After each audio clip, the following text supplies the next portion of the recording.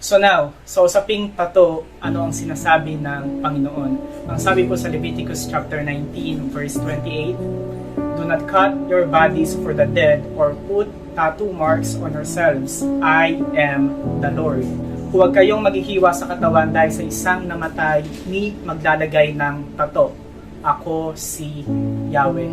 Bago po natin ang kinin ng kasalanan ng pagpapalagay ng tato base sa verse na iyan, suriin muna natin ang context ng verse na iyan. Kasi hindi natin pwedeng literal na tanggapin ang verse na iyan without checking the context. Kasi kung ituturing agad natin ang kasalanan ng pagpapalagay ng tato base sa verse na iyan, then we have to be consistent sa lahat ng verses sa chapter na ito. Like in verse 19, kapag ikaw daw ay nagtanim ng dalawang magkaibang buto sa bukid at nagsuot ng damit na yari sa dalawang magkaibang tela, makasalanan ka na. Sa verse 26, kapag ikaw daw ay kumain ng karne na may dugo pa katulad ng steak, makasalanan ka na.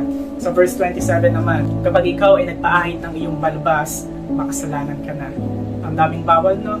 But these laws cannot be applied to us dahil para iyan sa mga Israelita noong panahon na iyon. Marami sa mga Old Testament laws ay hindi para sa lahat ng tao sa lahat ng panahon. It is not intended for all people at all times. Isa pa, we are no longer under the law. Pinagbawal lamang ng Panginoon ang pagpapalagay ng tattoo noong panahon na iyon because they were associating tattoo sa kanilang pagsamba sa kanilang mga Diyos-Diyosan noong nasa Egypt pa sila. So yes, kung magpapalagay ka ng tattoo for idol worship and pagan worship, then galit talaga ang Panginoon dyan because that is idolatry. That's the very reason kung bakit niya sinabing huwag kayong magpapalagay ng tattoo.